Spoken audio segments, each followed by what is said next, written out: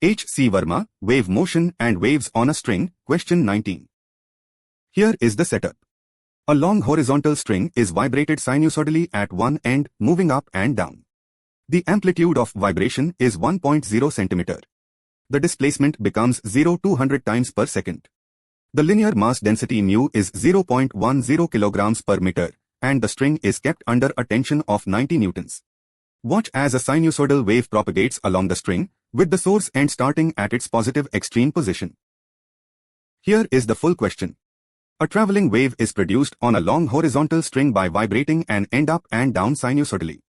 The amplitude of vibration is 1.0 cm and the displacement becomes 0-200 times per second. The linear mass density is 0.10 kg per meter and tension is 90 newtons. Part A. Find the speed and wavelength. Part B. Write the wave equation. Part C. Find velocity and acceleration at x equals 50 cm, t equals 10 milliseconds. The key concepts. First, the wave speed on a string is v equals the square root of tension t divided by linear mass density mu.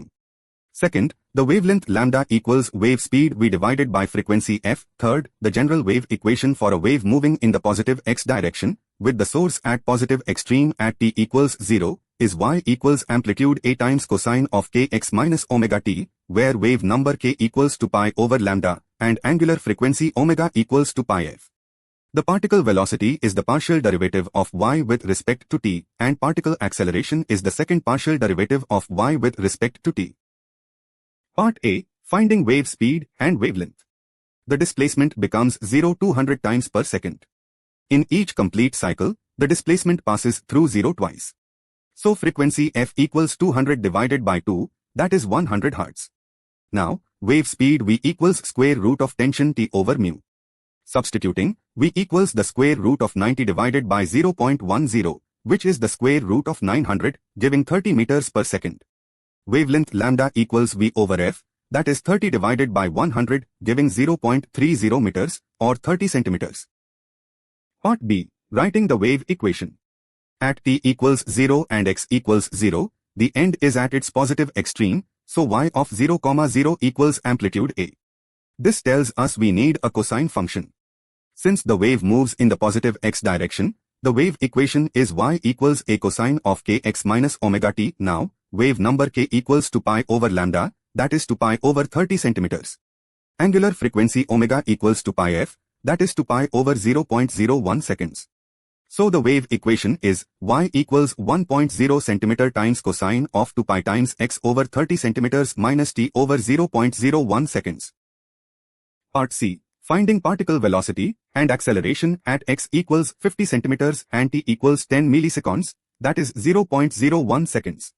The particle velocity Vy equals amplitude a times omega times sine of kx minus omega t. Substituting, the argument becomes 2 pi times 50 over 30 minus 2 pi times 0.01 over 0.01. This simplifies to 10 pi over 3 minus 2 pi, which equals 4 pi over 3. Sine of 4 pi over 3 equals minus root 3 over 2. So Vy equals 0.01 times 200 pi times minus root 3 over 2, giving approximately minus 5.4 meters per second. For acceleration, Ay equals minus a omega squared cosine of 4 pi over 3. Cosine of 4 pi over 3 equals minus 1/2. Solving gives Ay equals 0.01 times 200 pi squared times 1/2, which is approximately 1974 meters per second squared, or about 2.0 kilometers per second squared. The final answers. Part A. Wave speed is 30 meters per second. Wavelength is 30 centimeters.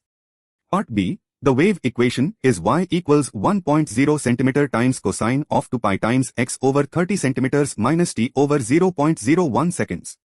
Part C. Particle velocity is minus 5.4 meters per second and acceleration is approximately 2.0 kilometers per second squared.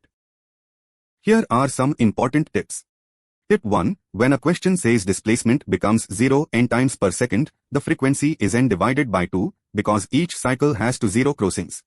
Tip 2. Use cosine for the wave equation when the initial condition is at a maximum or minimum. Use sine when starting from the mean position.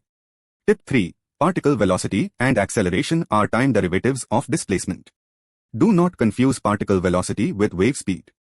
Tip 4. Always simplify the trigonometric argument to a standard angle before evaluating sine and cosine. Like and subscribe for more HC Verma solutions at MAGPIEHUB. See you in the next video.